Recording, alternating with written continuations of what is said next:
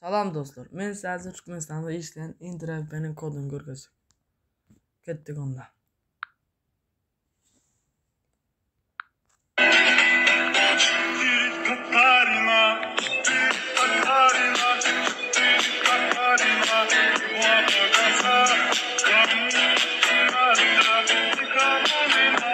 Mana kod dostlar.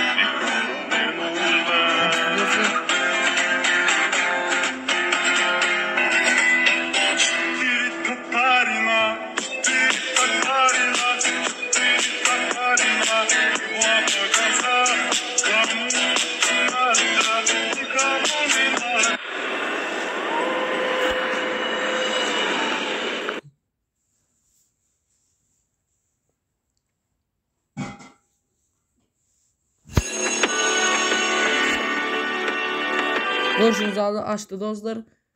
Videonun görüntüsünü sağ olun. Like basmayı ve kanalıma abone olmayı unutmayın.